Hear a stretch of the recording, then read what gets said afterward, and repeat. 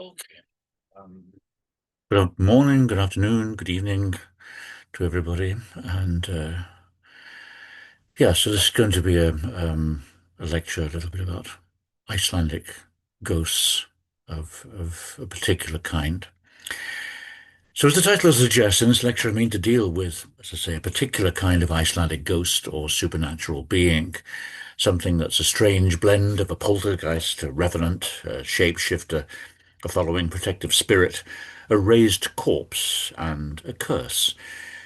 Unlike beliefs of other kinds of personal following spirits in the shape of animals or people which were supposedly born with everyone, beliefs which in Iceland go right back to the time of the settlement of Iceland in the late 19th century, if not before. Unlike these spirits, which can't be really regarded as ghosts, the beings that I'll be dealing with here are attached to specific people and their families. They commonly take the shape of young people or children and are essentially malevolent and seen as exacting some kind of punishment, hence the idea of revenge. To the best of my knowledge, the beliefs in question seem to be limited for the main part to Iceland, although, as you'll hear, indirect parallels to certain aspects of these beings can be found in certain other countries, not least when it comes to the activities of poltergeists and the ideas of attacking corpses or spirits that have been raised from the dead. Now, part of the reason for the uniqueness of this kind of being might be because the idea of haunted buildings seems to have been comparatively rare in Iceland up until the last few decades. It's largely because, unlike the castles, watermills, and manors that you find in a place like Britain or France, Icelandic houses didn't last very long. They needed to be regularly reconstructed, something which allowed the supernatural figures associated with their inhabitants to break loose and run comparatively freely, attached to human beings rather than to bricks and mortar. But before going any further, though, it's necessary to say something about the way in which Icelanders seem to have understood the ghost in the past. As I've noted in a recent article in Religions, in Iceland, records of legends about encounters with the dead taking place on our plane of existence go back as far as the early 13th century, if not before. And in the past, right up until the 19th century, for some reason ghosts tended to be seen as taking the shape of the undead rather than spirits. They were essentially corporeal, and they were quite capable of wrestling with you, something which seems to have been a common behavioral trait for Icelandic ghosts. In short, these were beings that would have had some trouble trying to walk through walls without losing any bits of their bodies. Hence, then, the more common use of the word afturganga or revenant in Icelandic, rather than svipur, draugur, or andi, which are closer equivalents for the English ghost or spirit. Nonetheless, for one reason or another, perhaps under foreign influence, these other words have started to become more common over the course of the last 2 centuries. Now, the supernatural ghosts that I mean to talk about here are a type that come under the general heading of what's called in Icelandic ættarfylgjur, a word which means literally family followers, and a large majority of them have been bestowed with the names móri and skottar. Mórar in the plural for male ghosts and skottur for female. But the collector of the first and main folk legend collection in Iceland from the mid-19th century, Jón Árnason, describes these two beings as follows. For the female spirits, he writes, they had a mórauður or peat brown veil scarf on their heads in the shape of the old female headdress. The key difference was that the female ghosts had the hook in the headwear bending in the wrong direction, or had a scarf trailing down between their shoulders whenever the headdress is facing forwards. They often wore red socks, and they sucked their fingers. As he adds, most of the female ghosts have been named after their clothing. The women are named after their headwear and are called skottar, or tassels, because their scarf falls behind them a bit like a tassel or tail. Though later legends nonetheless regularly talk about these beings wearing so-called skotthúfur, which are literally hats with tassels, for the colour peat red, which includes an interesting reference to the earth, You can see the natural earth brown colour of the wool on the left. Now, with regard to the male spirits, Jon writes, they're most often in peat brown pullovers or tunics, with a wide-brimmed hat pulled low over their faces, or a balaclava which they had pulled back over their heads. Some walked with a pointed stick. The male ghosts are called mórar because of the mórröðir or peat-red pullovers or woolen smocks that they're supposed to wear, even though they also have other names such as lalli and goggur, which are differentiated by place names. The emphasis in these descriptions on clothing rather than physical appearance or behaviour is interesting, and will be returned to later on in the lecture. Now, as noted just now, not all of these beings are called mórar or skottar, but for the purpose of this present piece of research, I've limited myself to those beings whose names include these words, to remove any unnecessary complication. A móri is always a móri by nature, and the same applies to the skottar. And in the maps that follow, you'll immediately get some idea of the widespread distribution of the beliefs in these beings in Iceland, both past and present. Now, if we start with the printed legends, which are listed in our Setnagrunna database, which contains information about over 10,000 Icelandic legends in print from the mid-19th century onwards, over 200 of them deal with mórar, a slight majority coming from the west of the country, most being told by male storytellers as opposed to female, as we see here. Although this, of course, isn't surprising given that most of the collectors were also male. A slightly lower number of skottar legend are found, with a similar distribution and similar difference. Here's the male, and here are the females. And here, the brown and green markings show a comparison of the mórar and skottar stories in print. Especially interesting here is how the skottar stories seem to be particularly prevalent in the north of the country, and how the mórar stories cluster a little bit in the eastern fjords, possibly in connection with a particular popular being from this area that I'll come back to later on. And here you can see the comparative distribution of the mórar and skottar legends that first appeared in Jón Árnason's collection of folk tales from 1862 to 64, a work which would come to be pretty well known by Icelanders all round the country, partly because the first two volumes were distributed to many of them free. It's naturally very good reason to consider the influence of this work on later beliefs or interpretations of supernatural occurrences. But as you can see here, even though this was the first time that the words móri and skottar appeared in print, except for one brief mention of a móri in the 18th century, here we can see there was already a wide distribution of the concepts around the country. So let's now take a look at the móri and skottar stories recorded on tape, collected on tape by Hallfreður Örn Eriksson and others in the 1960s. And as you can see here, the legends about these beings were certainly still very much alive at that time. And as with the printed legends, what we can see here are, of course, only those references to legends that are directly connected to places. First of all, we have the mórar legends, where there's a total of about 480 out of roughly 10,000 recorded legends. That's roughly 5% of the total, nearly two-thirds of which are collected from men, and here we have the women.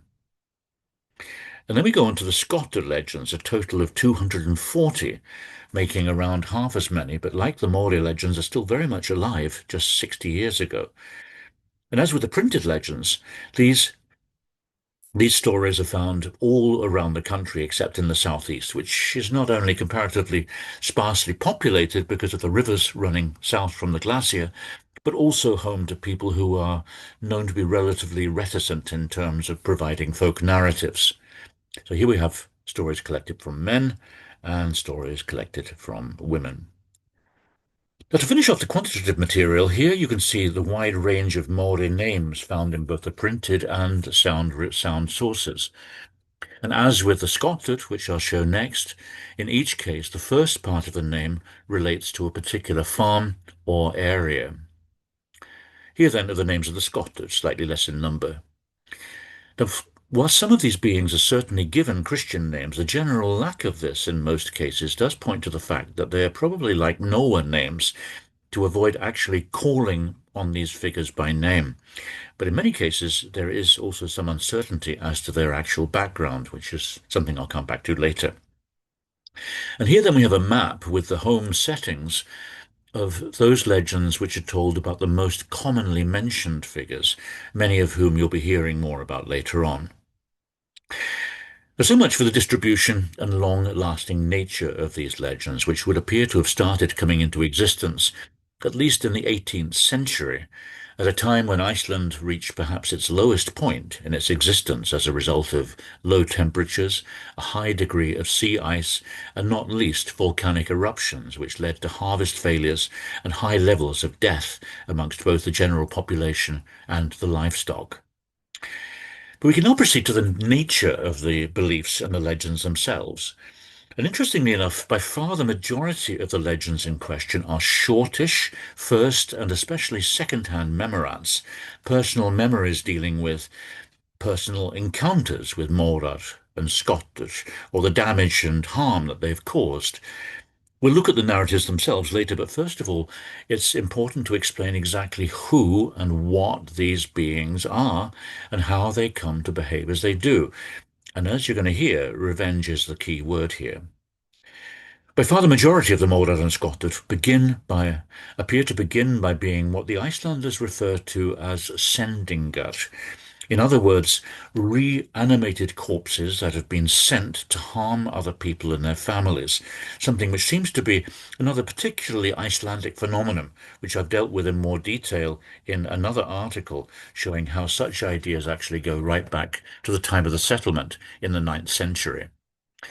And Jon Arnason provides detailed instructions as to how one goes about raising a dead person. It was clearly something that was not for the faint-hearted. And those of you that are faint-hearted, either cover your ears or go on to Spotify for a minute or two, and you can come back later. So, first of all, what you're supposed to do is go to a churchyard on a Friday night at midnight between either the 18th and 19th or the 28th and 29th of the month, with the Lord's Prayer written backwards and a water rails quill pen using blood taken from your left arm and a stick with runes on it. You then go to the grave in question, ideally a small one for reasons that will be apparent in just a minute, and you roll the stick back and forth over the grave while chanting the Lord's Prayer backwards and other formulae. And when the earth suddenly starts moving, you start by asking two questions. Who are you, and what's your age and your background? Now next, according to Jon, if the ghost says that they died as a middle-aged person or older, then it's not thought safe to proceed any further, because at a later stage the sorcerer, is going to have to wrestle with the ghost, and the ghosts can be extremely strong. Their strength being said to be half as great again as it was in life, and so proportionate to their age. And that's why sorcerers prefer to raise children of about 12 to 14, or at any rate people who are not over 30, and never on any account those older than themselves. Now, when the dead person has said who they are and is halfway out of the grave, the sorcerer can either drive them down again if he chooses, or can continue the spells until they are quite out.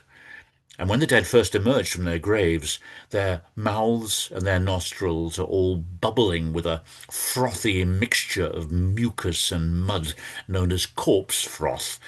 And this, sorry to say, the wizard must lick off with his own tongue. He must then draw blood from the little toe of his right foot and moisten the ghost's tongue with it. Some say that as soon as he's done so, the ghost will attack him, and he's going to need all of his strength to get them under. If he succeeds and the ghost falls, then the latter is henceforth bound to serve the wizard in every way. But if the ghost is stronger, they will drag the man down into the grave with them, and those who thus come into a ghost's power never return again. But others say that it's the sorcerer who attacks the ghost when they are only halfway up, forcing them onto their back while their legs are still caught fast and keeping them there until he's ready to lick his mouth and nostrils and moisten his tongue in warm human blood. Jon adds, if the sorcerer does not send the ghost down again, it will follow him and his descendants for 9 generations. And so too do ghosts are to finish their tasks that their raisers first gave them, unless the sorcerers send them on other errands or manage to get rid of them. And he's a good wizard who can do this without danger.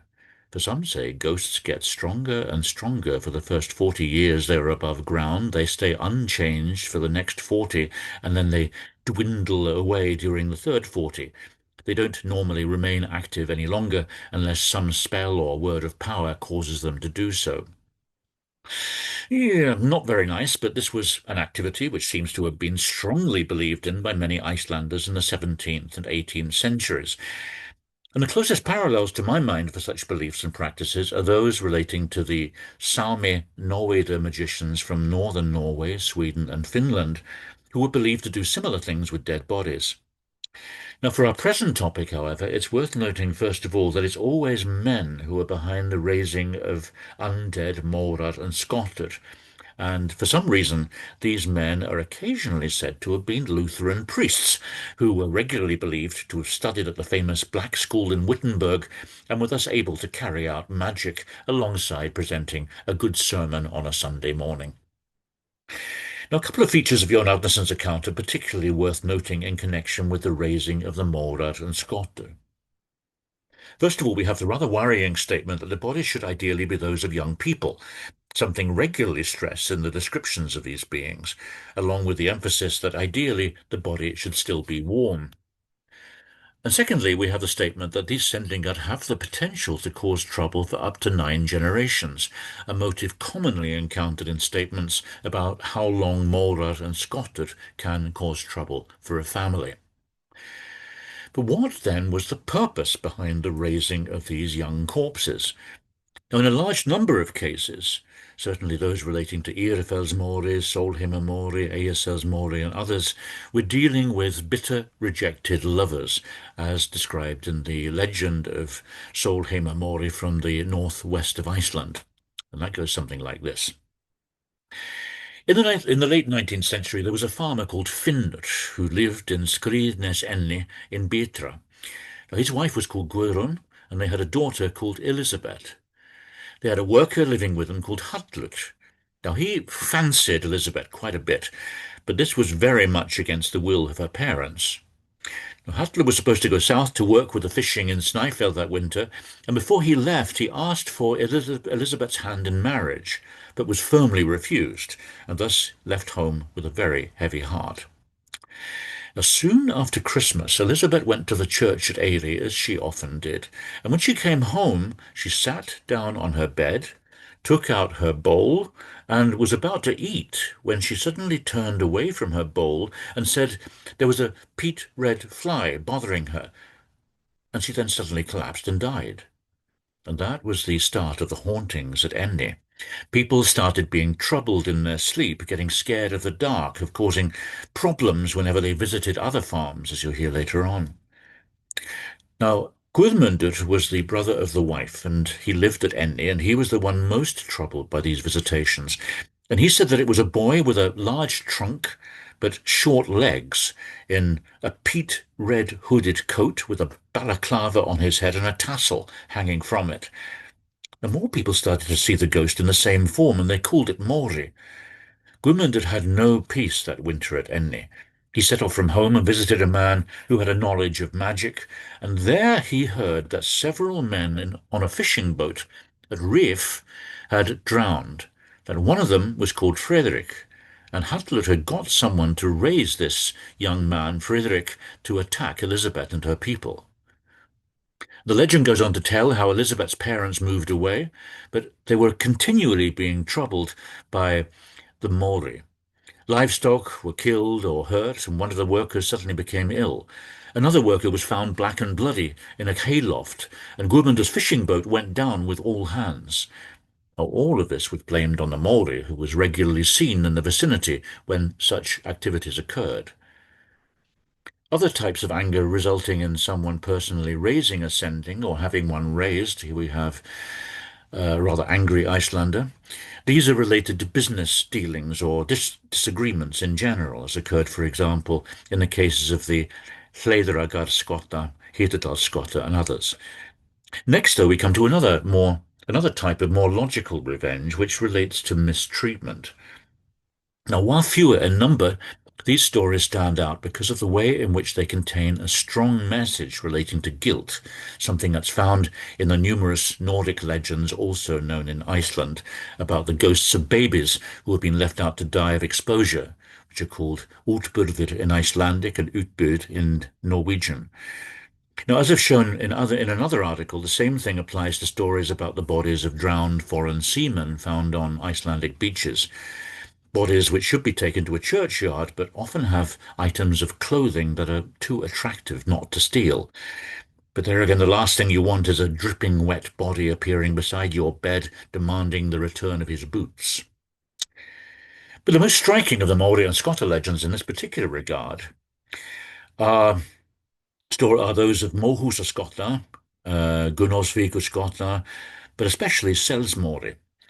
And in most cases here, we're dealing with the corporeal ghosts of young homeless people who have died of exposure when travelling across Iceland in the winter.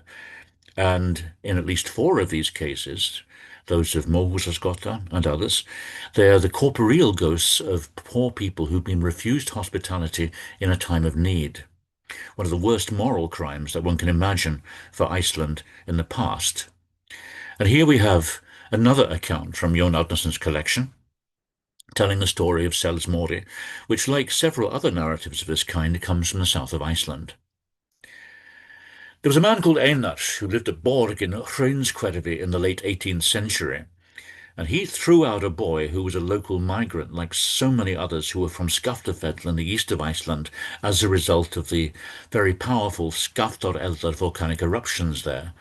It was in the winter, and the boy was both hungry and he had little clothing, and died of exposure the next night not far from Borg, in a gully known as Skersflóð. Now, even though the boy was buried, it gradually became evident that he was following Einar and his relations, and especially Einar's nieces, Þuríður and Salgerður, who lived in Efraseli. He's not said to have killed anyone. The particularly chilling example of this kind of story is that of Mývatnsskotta, which tells of a starving, homeless girl who comes to a farm and is given food to eat, and then taken outside by the farmer, drowned in a river, and then raised to come back and attack someone else and his relatives. Now, these included a poet who later apparently went mad, and his wife who died mysteriously. The Skotta was blamed for both. So much for the origin stories. The majority of the numerous legends of this kind that we have available to us in print and recorded form actually have comparatively little interest in the background, but concentrate instead on the sickness, deaths, and other kinds of harm that regularly occur in the families that these beings are said to follow over the course of centuries. Even more common are the experiences of others who are visited by members of the family, the móri or skottar apparently regularly arriving before them and causing memorable disturbances of one kind or another that have helped convince people of the existence of this being. As I've already noted, in many cases we are dealing with first-person or second-person memorats, what Jan Assmann called communicative memories. Now we can take several examples of this kind, starting with an introduction to Eyjafellsmóri from the east of the country, a being about which so many accounts exist that they were turned into a 160-page book in the 1960s. But a folktale collector from the east of the country, Sigfús Sigfússon, writes, as people know, various people in this family have suffered from mental illness, and that's believed to have been caused by Móri. He went around there like a man and hurt people's livestock. A common feature was that sheep were thrown into the air and they broke their necks or other bones or were found hung, and this often occurred before Sigurbjörg in the family arrived. Many said that they could hear his laughter from houses when he killed animals. And when the subject of Móri came up in conversation, some sensible people said that he was like no other ghost, or that he could hardly be called a ghost because he'd been seen walking around the farm on his legs like any other person, both on bright sunny days and in the dark night, visible to both those who were clairvoyant and those who were not. He was closer to a human demon. He was said to have been given life for 300 years. Now, the element of supernatural beings physically walking around or between farms endlessly is a common feature also of the Sendinga legends, and it does certainly seem to apply to some of these beings. Stekkjaskotta, described by Sigfús Sigfússon, for example, has apparently walked so much that between farms over the centuries that, according to witnesses, her legs have now been worn down to the knees, if not further, something that some say also applies to Ábæjarskotta, poor thing. Now, the harm caused by the mórar and skottar varied in degree and could sometimes be quite minor, as in this recording here, telling of how people in a local shop noticed that some accident or other regularly occurred right before the farmer from Kamholt arrived. So often that they thought it was unique. It was usually something very small. A paper bag holding flour might rip suddenly, emptying and ruining its contents. A bottle might break, and the contents get ruined and such like. And they started blaming the Maori when this happened, and the rule was rarely broken whenever adequate from the family in question was nearby. Now, otherwise, as we've heard, people talk about experiencing strange sleeplessness, increased fear of the dark, and not least actual encounters with the mórar and skottar in question, which sometimes lie on top of them, limiting breathing. There are strange knocks on doors and the roof, screams or laughter, other mysterious sounds such as that of the knocking of a stick. Sometimes someone seems to be riding the roof of the house, or is actually seen riding horses behind family members, causing the animals to behave badly. Livestock are commonly killed or hurt, sometimes having their tails tied together. Household implements are broken. Bones or lumps of turf are thrown about. Sometimes they're said to cause people to lose their way when travelling, and they commonly cause dogs to bark and horses to refuse to move for no obvious reason. And the Mohusaskotta is said to have had the rather strange feature of eating people's socks and the inner soles of their shoes, while the Ábæjarskotta that I've mentioned before seems to have had certain vampiric tendencies, stealing the clothes of midwives to suck the blood off them, and in at least one case causing the death of a man for the sole purpose of drinking his blood, and I'm afraid to say eating his brains. Now, as you can see at the end of this quote, she's said to appear to a woman in a dream before she'd heard about this accident. Now, another interesting feature is the fact that in at least two cases in the south of Iceland, food offerings seem to have been regularly left out for this being, in a similar way to that which used to occur in Norway and Sweden, with farm-protecting spirits like the Nisse and Tomte. Here, though, it seems to have been a means of buying protection. Here's the Nisse.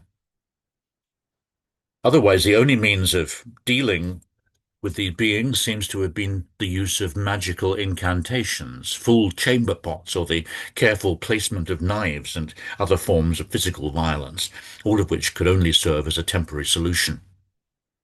Indeed, things weren't helped by the fact that one was also dealing with a being that seems to have had the potential of changing shape, a little like the devil in Nordic countries, and especially taking the shape of a strange peat-red dog, as occurs in a number of accounts, such as those of the Hörgslands Móri, Nigræðis Móri, and others. Here, though, we have another relatively common kind of memorat, in which the Ábæjarskotta seems to appear to someone in person, and note the detail. As the informant says, this story takes place when I was in my 8th year with my parents in Miðhús in Blunderfleet. I was sleeping with Þrúður, my grandmother, and I was in front of her in the bed because I thought that was more manly. Anyway, one night I woke up, which I didn't usually do. There was moonlight, and it was light inside, and I looked into the room, and I looked towards the partition, which was directly opposite the bed. There was a clock there, and it struck 4. And by the partition was a bench, and guests often sat on that, and I could see a girl stand up by the bench, and it was light enough for me to see her clearly. She was wearing a peat-red short skirt and a blouse of a similar colour, and with a tassled hat on her head. I watched her for a while and couldn't understand what girl that could be in the middle of the night. I was going to say something to her, but then a cloud slid in front of the moon and the room got dark again. I found this so creepy in the dark that I didn't dare address her. I felt an uncontrollable fear take over my body. I dived into the bed, pulling sheets over my head. Did all my best to wake my grandmother up, but that proved totally impossible. And after a short while, my curiosity overcame my fear, and I dared peep out from the sheets once again. And the bright moonlight had now returned, and I could see the girl much clearer than before. And she now seemed to be closer to the bed than before. And I watched her for a while, and all of a sudden she started to grimace at me. And it was so horrific that I'll never forget it. At last I managed to wake my grandmother and told her that I couldn't sleep because there was a girl standing over by the bench opposite the bed. Grandmother said that I'd been dreaming. I should look over there now, and there wasn't nothing. And she said we should say our prayers and then I'd be able to sleep. And in the morning, when I woke, it was getting late, but the first thing I saw when I opened my eyes was a strange man sitting on the bench opposite me. And I later heard Mother say that this had been a skottar that was accompanying that man, arriving before him. Now, as I've noted earlier, especially noteworthy here and in many other accounts of this kind is the emphasis being placed on clothing, something which can also be seen, for example, in the following three accounts telling of encounters with these beings.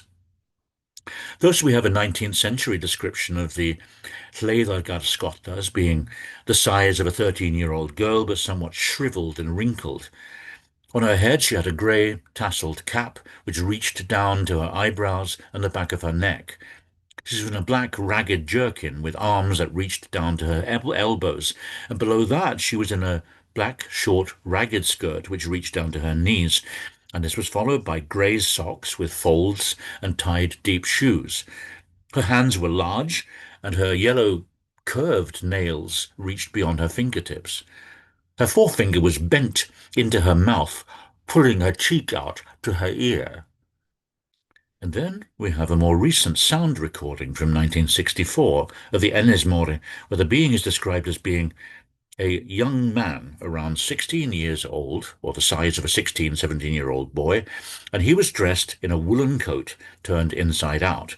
And the stitches were all on the outside, as was done in the old days and can still be seen on some clothes, and this woolen smock was rather worn, reached down to his knees, and all in rags at the bottom, and a small hat on the head tied under the chin, a bit like a kind of top hat. But what I thought was strangest was that down below the coat were trousers, which once upon a time had been trouser legs, but you can call them nothing but tatters now, and reach down to where the top of the socks would be, but below them were just bones. Nothing but bones, and I could clearly see the space between the legs, and when he stepped down into the grass, I could see where the toes spread out. And then finally we have another very personal description of the Skerflóðsmóri encountered in a tent and described as having been the size of a 12-year-old boy. He had a small face, he had a small peat-red hat on his head, very ancient in style, and it was too big for him. He was wearing a knitted pullover with patches and holes all over the place. It was light brown in colour, but rather discoloured, and this pullover was also too big for him and came down to his knees. His trousers had a similar colour, ripped and patched. The socks were grey, they had holes in them. He had shoes which were all worn out. Everything about him was as tattered as can be. What I most remember, though, was his look of grief and sadness. As the informant underlines at the end, many others have seen this Maori, and everyone agrees about his appearance. Others that were with me can confirm that the story is true. And what we seem to be encountering in these descriptions and in other small details about times and dates and names of people and places are what Elliot Oring has described as being the rhetoric of truth. In other words, features that are designed to help convince any dubious listener that the supernatural event in question had actually taken place. They were meant to be believed and to help change our sense of reality. But so much for the past and the background of these legends, which, as I stressed at the start, were clearly very much alive in the lives of Icelandic individuals still in the 1960s, when Hallfreður Örn Eriksson was travelling around the country taking recordings of narratives. But exactly how alive are these beliefs in modern-day Iceland, at a time when no one believes anymore in the idea of popping into a churchyard to reanimate a corpse, and when we have more understanding about the nature of course, hereditary illnesses in families? Now, three detailed surveys of folk belief have been carried out in Iceland, one in 1974 and another in 2006 to 7. The most recent, receiving answers from over 2,500 people, took place in 2023. Now, as you can see here, and the comparison of beliefs from the different surveys, while traditional folk beliefs in Iceland do seem to be reducing over the course of time, particularly over the last 20 years, over 60% of Icelanders still believe that life after death is possible, probable, or certain. Over 50% feel the same about the possibility of encountering the dead, and a similar amount have similar beliefs in the existence of haunted houses, something that seems to especially apply to young people rather than the old. Interestingly enough, while they are a little lower in number, beliefs in family ghosts like the mórar and skottar, which we asked specifically about, seem to have changed very little over the last 50 years. 7% of the nation are convinced that they exist, 46% being still open to the possibility that they can be encountered. And here you can see the same results in a different form. And as in other cases, in all of the surveys, women are evidently much more open to supernatural phenomena of this kind, as you can see here. Particularly striking, though, are the facts that evidently less young people are open to beliefs in family ghosts, and that there are clear differences between the figures relating to urban informants and those coming from the countryside, where the beliefs are much, much stronger. Now, firm beliefs are regularly connected to personal experience, and it's thus also interesting to take a look at the figures relating to the experience of encounters with family ghosts. And interestingly enough, once again, the figures have changed very little since 1974. 17% say that they believe that they've had such an experience, a figure which is now being overtaken in Iceland by beliefs in haunted houses, just a little. Now, when asked to clarify the nature of the being in question, there was clearly less certainty about exactly how the spirit came to be following someone. Nonetheless, as you can see from the examples that follow here, the accounts given of experiences do seem to be very similar to those collected in the 1960s. People tell how various things happen before someone from a particular family arrives unexpectedly. They hear strange sounds in or outside the house. One talks about suddenly seeing someone standing by their bed.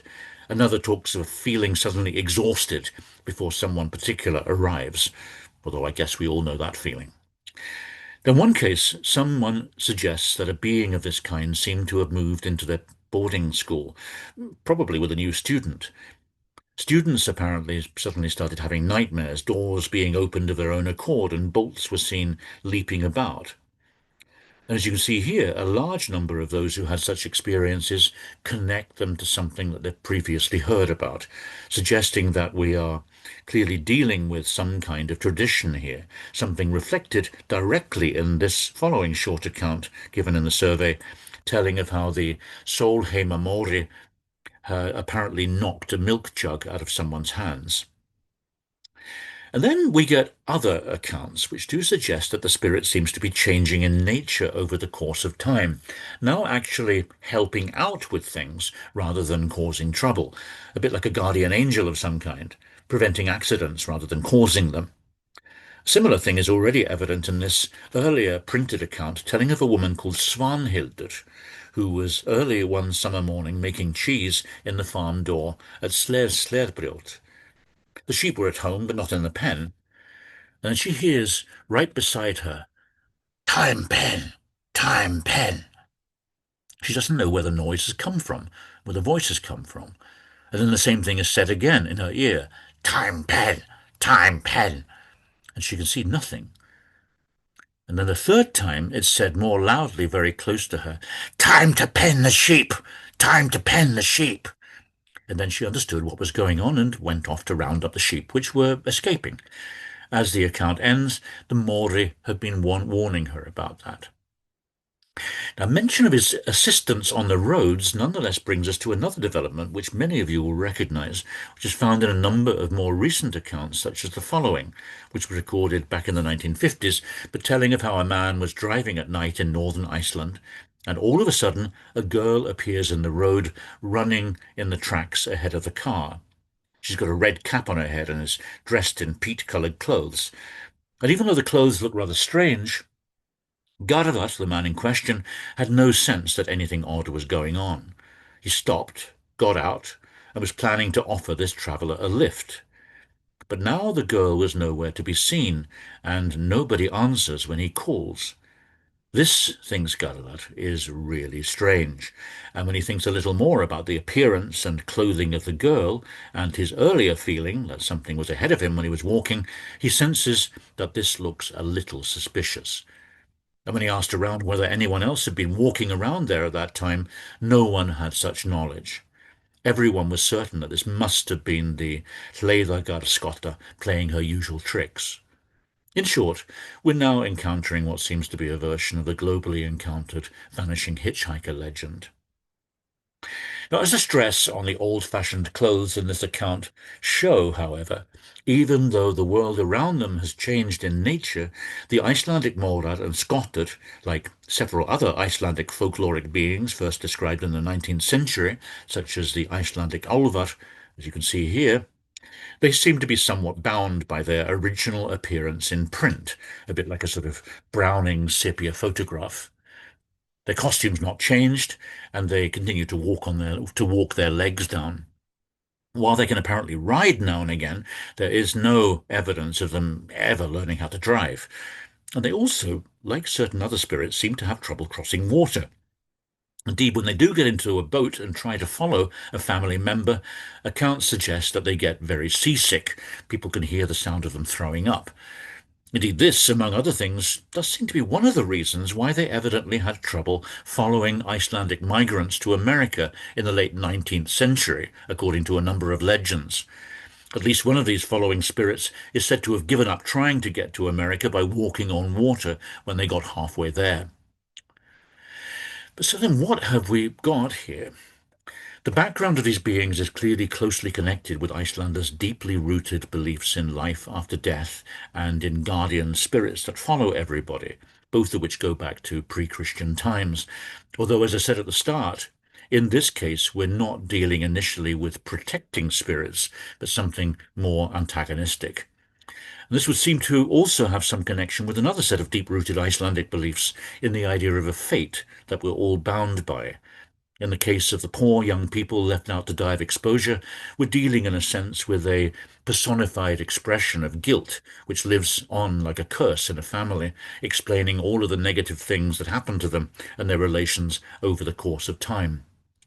Indeed, the idea of powerful curses that affect one's fate are another common feature in the Icelandic sagas that used to be read out loud in the old Icelandic farmhouses at night in the autumn and winter time.